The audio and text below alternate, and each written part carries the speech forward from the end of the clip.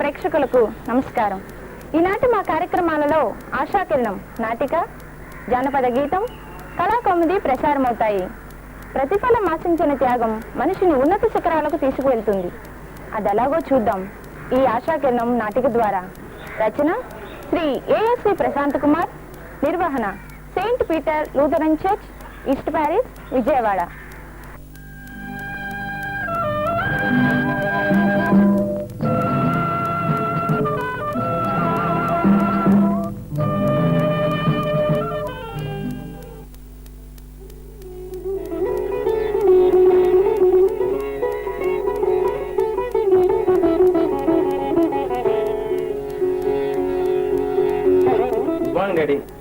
Good morning. Good morning, my dear son. పిలిపించారట? అవును. అభిషేక్, నీతో ఒక ముఖ్య విషయం చెప్పాలయ్యా. మీ పసితనంలో మీ అమ్మ చనిపోయాక నిన్ను, నీ అన్నను, తమ్ముణ్ణి, చెల్లిని కంటికి రెప్పలాగా కాచి కాపాడి పెంచాను. అవన్నీ ఇప్పుడు ఎందుకు డాడీ? చెప్పని అభిషేక్, నన్ను చెప్పని. రెక్కలు వచ్చాక నేను వాళ్ళకి అక్కర్లేకపోతున్నాను. కనీసం ఎలాగున్నారు డాడీ అనే పలకరింపుకైనా నోచుకోలేకపోతున్నాను. సారీ డాడీ, వాళ్ళకి తెలియక అలా ప్రవర్తిస్తున్నారు. నో అభిషేక్, వాళ్లకు నా మీద కంటే నా ఆస్తి మీద ప్రేమ ఎక్కువ. అందుకే ఒక నిర్ణయానికి వచ్చాను. చలో చలో. లక్ష్మపతి, ఉండు ఉండు, వస్తున్నా, ఉండు. అభి, నాతో రా.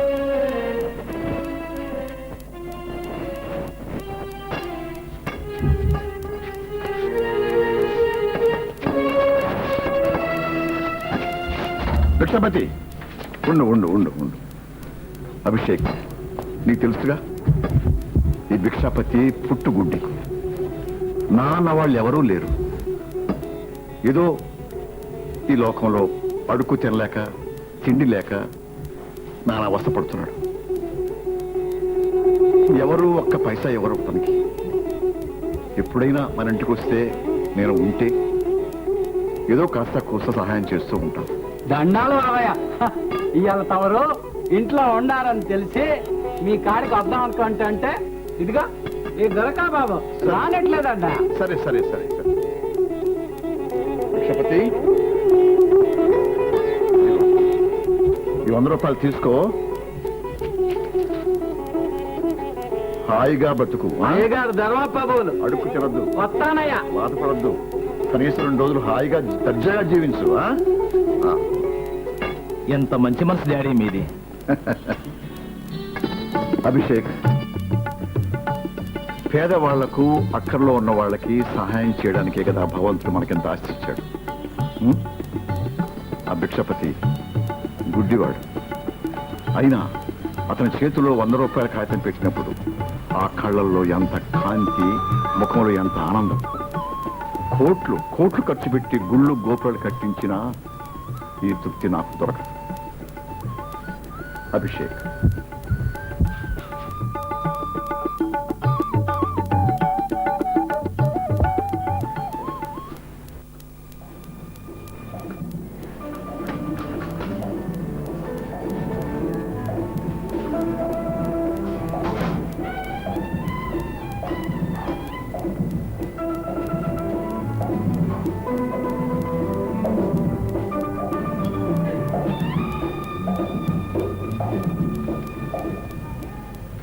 అది సరే అభిషేక్, నాకు సహాయం చేయగలవా? డాడీ, మీరు నన్ను అభ్యర్థిస్తున్నారా? ఆజ్ఞాపించండి. చెడ్డ పని చేయమని చెప్పరు కదా, మంచి పని చేయటానికి, అందున మీకోసం చేయటానికి అది అది మహద్భాగ్యంగా భావిస్తాను. అభిషేక్, ఆ భిక్షపతికి అప్పుడప్పుడు ఏదో చిన్న చిన్న సహాయాలు చేయడం కంటే ఒకే ఒకసారి కళ్ళు మిరిబిట్లు కొలిపేట్టుగా గొప్ప బహుమానం ఏదన్నా ఇవ్వాలనుకుంటున్నానయ్యా. Very good daddy. చూడు అభిషేక్, ఈ విషయం ఎవరికి చెప్పకూడదు. ఎవరికైనా తెలిసిందా వాళ్ళు చేయరు, నిన్ను చేయనియరు. అభిషేక్, ఈ విషయం నీ భార్య కూడా చెప్పకూడదు. అలాగే డాడీ. చెప్పను డాడీ. ఎంతటి ఆత్మీయులకు కూడా చెప్పను. అభిషేక్, నేను మరణించాక డాడీ, చెప్పని అభిషేక్, నేను మరణించాక నా కళ్ళు దానం చేసి ఆ భిక్షపతికి కళ్ళు తెప్పించాయా. ఆ భిక్షపతి పుట్టినప్పటి నుండి లోకాన్ని చూడలేదు. వాడు నా కళ్ళతో లోకాన్ని చూసి హాయిగా జీవించి అలాగ తృప్తిగా ఉండాలన్న ఆశ. కానీ నేను అవును, నువ్వే చేయాలి అభిషేక్, నువ్వే చేయాలి. మాటిస్తావా? అలాగే డాడీ, తప్పకుండా నెరవేరుస్తాను డాడీ. అభిషేక్, తప్పకుండా నెరవేరుస్తాను. అభిషేక్.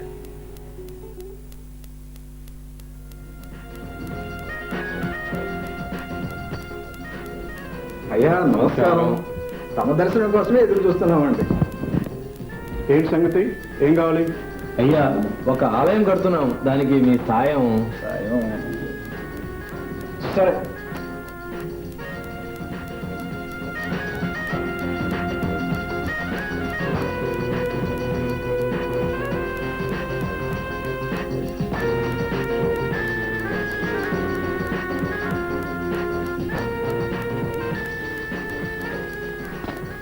ఇదిగో 10,000 తీసుకోండి.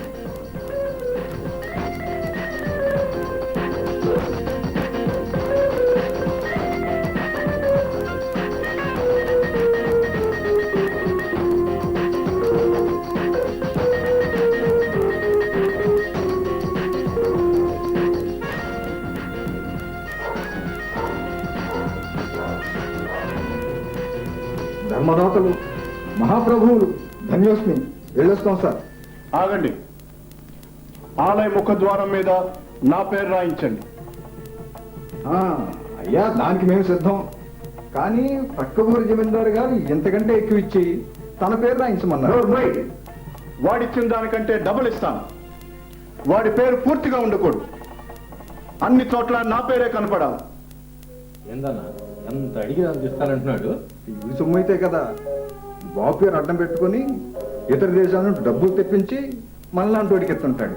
అంతేగాని కష్టపడి సంపాదించేవాడికి ఎంత ఆస్తి ఎక్కడి నుంచి వచ్చిందంటావు? ఏమిటి చెవులు కొరుకుంటున్నారు? అదే మీకు సన్మానం కూడా చేద్దామని ఆలోచిస్తున్నామండి. Very good idea. దానికయ్యే ఖర్చు కూడా నేనే ఇస్తాను. బాగా గ్రాండ్ గా అరేంజ్ చేయండి. సరే, నాకు వేరే మీటింగ్ ఉంది, పెద్ద ప్రసంగం చేయాలా. మీరు వెళ్ళండి. ధర్మప్రభువులు, అన్ని ఏర్పాటుతో మళ్ళీ కలుస్తామండి. వెళ్ళొస్తాం. వెళ్ళండి. అన్నయ్య, ఒక్క నిమిషం. హ? నువ్వా? ఎందుకు వచ్చావు? అన్నయ్య, మనకి ఆస్తులు, అతిశయాలు, సిరి సంపదలు ఎవరి ద్వారా వచ్చాయంటారు? అవన్నీ నీకు చెప్పాలా? డాడీ పేరు చెప్పుకుంటూ ఆయన ఆస్తిని అనుభవిస్తూ ఆయన్నే మర్చిపోవడం ధర్మమా? అభిషేక్, ఏంటి నువ్వు మాట్లాడుతున్నది? ఆత్మీయుల పలకరింపు లేక ఆయన ఎంతగా కుమిలిపోతున్నాడు తెలుసా? కనీసం రోజుకు ఒక్కసారి ఆయన పలకరించి కష్టసుఖాలు మాట్లాడుకుంటే ఆయన ఎంతో సంతోషిస్తాడు. ఇది నీ సొంత తెలివా? ఆయన పంపితే వచ్చావా? ఆయన బాధ చూడలేక నేనే వచ్చి ఆయన కంటే గొప్పవాడిని అయిపోతున్నానని ఆయన బాధ, నీకు అందనంత ఎత్తు ఎదుగుతున్నానని నీకు కడుపు మంట. అంత మాట కాదయ్యా. Shut up! ఎవడు ఎలాంటి వాడో, ఎవడిని ఎక్కడ పెట్టాలో నాకు బాగా తెలుసు. ఇంకొక క్షణం నా ఎదురుగా ఉన్నా నేను సహించలేను. Get out!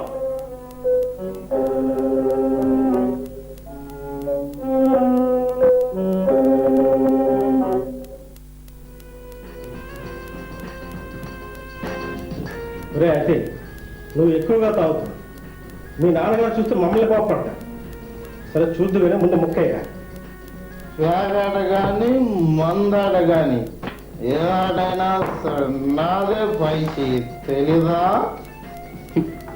ఈ లోపు మొక్క మూసి షో చేస్తే ఏం చేస్తావు బాబు? కాబట్టి చెవులు మూసి ఇంటికి పార్సల్ చేస్తాను బాబు. రే, ఇంకేమన్నా తింటారా? తినరు, తాగుతారా? మనిషి అన్నవాడు ఎవడైనా సరే తినడం కోసం బ్రతకరు, తాగడం కోసం బ్రతకాలి. నేను మాత్రం తింటాను. తిండి గలవాడే కండగలవాడు, కండగలవాడే మనిషి. అని చెప్పాడు కవి. ఆ కవి పేరు ఎవరోలే ఉండండి రా, వెళ్ళిపోతున్నారండి. ఉండండి. తమ్ముడు ఇంతగా దిగుతారేవా? చివరికి చివరికి ఇంటికే చేర్చావా? ఈ మాట చెప్పడానికి నువ్వు రావరా? సారీ అన్నయ్య. నాన్నగారికి ఇలాంటి అలవాట్లు ఏమాత్రం ఇష్టం లేదు, కానీ నువ్వు మాత్రం తాగుడికి బానిసయ్యావు. డోంట్ సే బానిస. నన్ను నేను కంట్రోల్ చేసుకోగలను.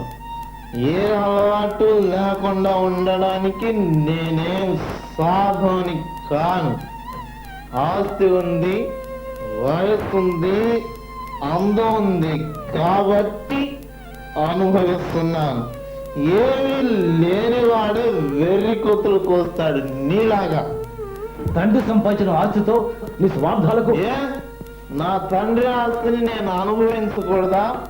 పెద్ద చెప్పొచ్చాడండి నీతివంతుడు. అవన్నీ నాకు తెలుసు కానీ నువ్వు నోర్మై. తమ్ముడు, చిన్నప్పటి నీ ముద్దు మాటలే తప్ప పెద్దయ్యాక నీ మృదుమైన మాటలు ఆ తండ్రి నోచుకోక ఎంత పరితపిస్తున్నాడో తెలుసా?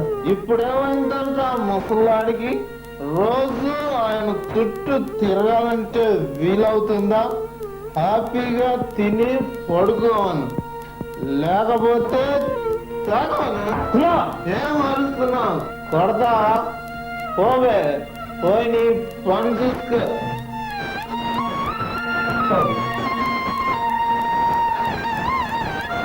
నేను నా ప్రభువే మార్చాలి.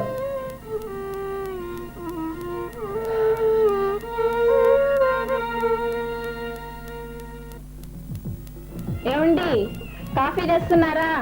ఇదిగో వస్తున్నా.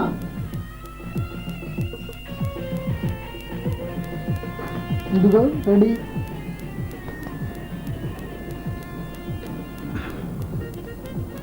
ఐశ్వర్య, నీ పద్ధతి ఏమి నాకు నచ్చలేదు.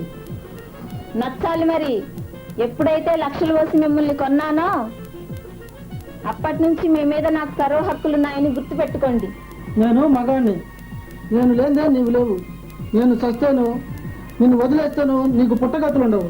నాకేం ఆ బెంగలేదు. లక్షలు వెదజల్లి లక్షణమైన జీవితాన్ని కొనుక్కోగలను. తాతలు తండ్రులు సంపాదించిన ఆస్తితో వెర్రవేయటం కాదు పెళ్ళి అంటే. అది రెండు మనసుల అపూర్వ కలయిక.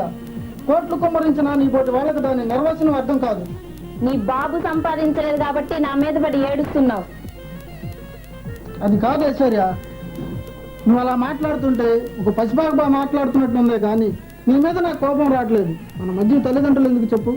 అలా రండి దారికి. నువ్వేమన్నా అనుకో, నువ్వు లేదే నేను బ్రతకలేను. సరే, అవన్నీ ఇప్పుడు ఎందుకు గాని, ఏమండి మనం మా ఊరు వెళ్దామండి. ఎందుకు? ఎందుకేమిటండి, ఇంకా 10 రోజుల్లో మా నాన్న బర్త్డే. ఆయనకి 70 ఏళ్లు నిండుతాయి. గ్రాండ్ పార్టీ అరేంజ్ చేస్తారు. మనము వెళ్ళి ఆ రెండో పని కూడా చూసుకొని రావచ్చు. రెండో పని అదేంటి? ఏం తెలియనట్టు మాట్లాడతారేంటండి? ఆస్తి పంపకాలండి. ఇప్పుడు ఎందుకు ఐశ్వర్య, మన దగ్గర బోల్డ్ డబ్బు ఉంది కదా. అబ్బా, మీకేం తెలీదు. మీరు నోరు మూసుకోండి. ముసలాడికి 70 ఏళ్లు నిండాయి. ఎప్పుడు కుట్టుకోమంటాడో ఏమో. అసలు ఈ పాటికే టపా కట్టాల్సింది. గట్టి పెండమే. ఐశ్వర్య, మామయ్య గారు ఉంటే బాధపడతారు, అలా ప్రవర్తించకు. అక్కడంతా నేను చూసుకుంటాను. మీరేం మాట్లాడకండి. గంగిరెద్దులాగా తలూపండి చాలు. ఛీ, ఏ మొగుడమ్మా, కర్మ కొద్ది దొరికాడురా బాబు.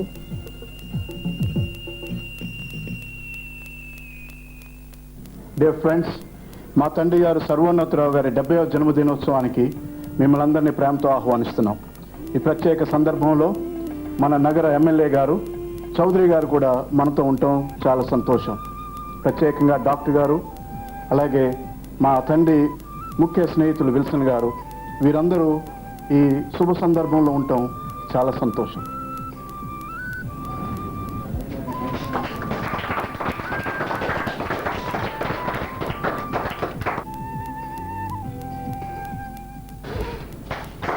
Happy birthday to you. Happy birthday to you. Happy birthday, dear Daddy. Happy birthday to you. Many greetings to you. Many greetings to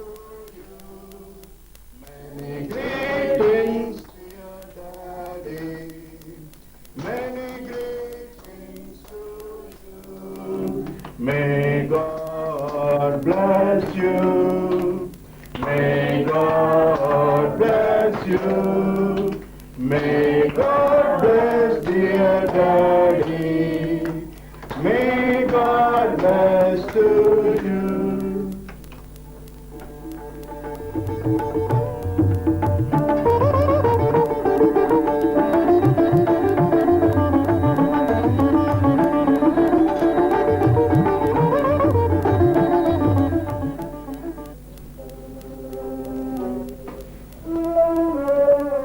Bhikshapathi, daddy ఏం చేస్తున్నారు మీరు? భిక్షపతి, డాడీ మీరు చేసేది ఏమిటి? Daddy Daddy. పెట్టండి డాడీ ఫస్ట్ నేను ఎవరు మీరు? నేను మీ వారసుని. ఎవరు మీరు? డాడీ పట్టుకోండి నేను. పెట్టండి భిక్షపతి, నా ఇష్టం. మూర్తులు, డాడీ అన్నయ్య పెట్టాలి. డాడీ డాడీ ఏంటి మీరు చేస్తుంది? తమిళనాడు కదా? ఏమిటి చేయండి? నీ వల్ల వాడి వల్లే కదా? ఏమిట్రా ఇది? ఏమిట్రా ఇది?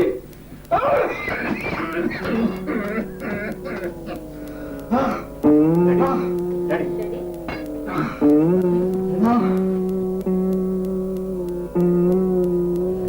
Doctor what happen? Doctor what happen? Daddy daddy daddy daddy daddy daddy daddy daddy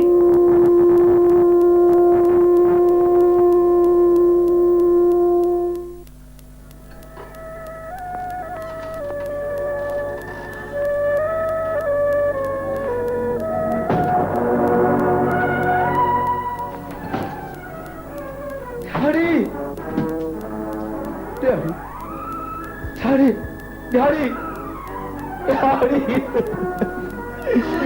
ఎంత పని జరిగింది డాడీ.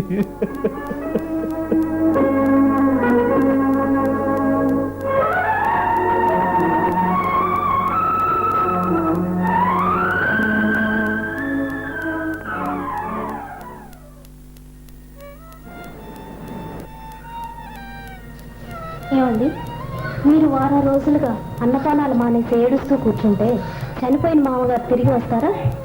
అది కాదు గుణ, మరణం అందరికీ సంభవిస్తుంది. కానీ ఆయన లేని లోటు నన్ను ఎంతగా కుంగదీస్తుందంటే దానికి కారణం వేరు. ఈ విషయాన్ని మీ అన్నదమ్ములు ఎప్పుడో మర్చిపోయారు, కానీ మీరు మాత్రం వాళ్ళు బిడ్డల కాదు, రాక్షసులు, సైతాళ్ళు. వాళ్ళు కాదు ఆయన అలా చంపింది. దినం మాటలతో హింసించి చంపింది వాళ్ళు కాదు, వాళ్ళు బిడ్డల. Please please relax. అది వాళ్ళ మానసిక సమస్య, మనకెందుకు, వదిలేయండి. లేదు గుణ అది మన సమస్య. ఎప్పుడు ఎవరిని ఏమీ కోరని ఆయన నన్ను పిలిచి తన చిరకాల కోరిక చెప్పారు. ఇంటి ముందున్న గుడ్డివానికి తన కళ్ళు దానం చేయమన్నారు. ఎవరు చేయరని, నేనైతే నేను చేస్తానని నమ్మి నా దగ్గర మాట కూడా తీసుకున్నా కూడా మాట కూడా తీసుకున్నా. దానికి మీరు మాత్రం ఏం చేయగలరు? మా తమ్ముడికి యాక్సిడెంట్ కారణంగా మనం బాంబే వెళ్ళాం కదా, అదే సమయంలో మామయ్య గారు చనిపోయారు. అది వాళ్ళు మనకు చెప్పకుండా కూడా అన్ని కార్యక్రమాలు జరిపించేశారు. కూడా ఏమి చేయలేవని చేతులు గుర్చు కూర్చోవాలా? ఇంట్లో అంతమంది ఉండగా వాళ్ళకి ఎవరికి చెప్పకూడదు? నన్ను పిలిచి, కేవలం నన్ను పిలిచి ఆ మాట చెప్పటం, నేను నెరవేర్చలేకపోవటం అన్యాయం కూడా, అన్యాయం. మరి ఇప్పుడు ఏం చేద్దాం అనుకుంటున్నారు? ఏదో ఒకటి చేయాలి, లేకపోతే నాకు మనశ్శాంతి లేదు. మీరు ఇంతగా దిగులు పట్టడం నేను ఎప్పుడూ చూడలేదండి. మీరు ఏ పని చేసినా కూడా నా పూర్తి సహకారం మీకు ఎప్పుడూ ఉంటుంది. సరే, లాయర్ గారితో మాట్లాడొస్తాను. ఆయన సలహా కూడా తీసుకుంటాను. వస్తా. అలాగేనండి.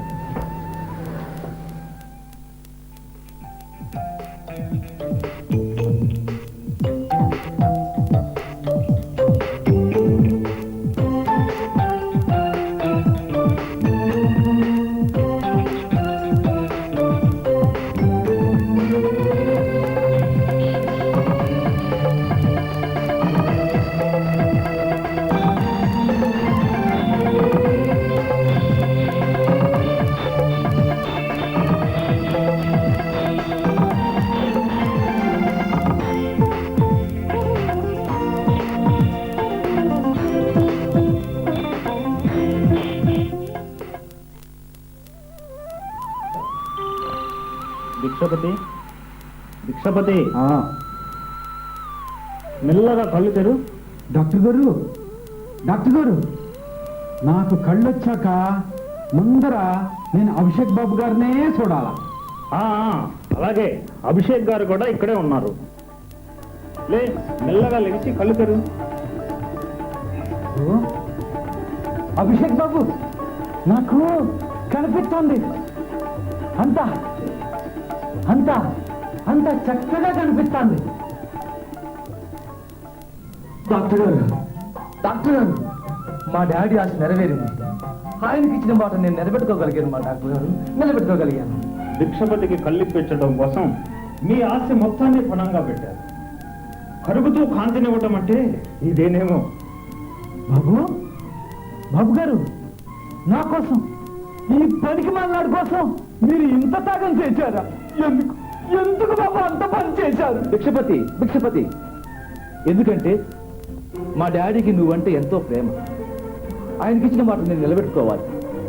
సాటి మానవుని ప్రేమించమని మా డాడీ చెప్పారయ్యా.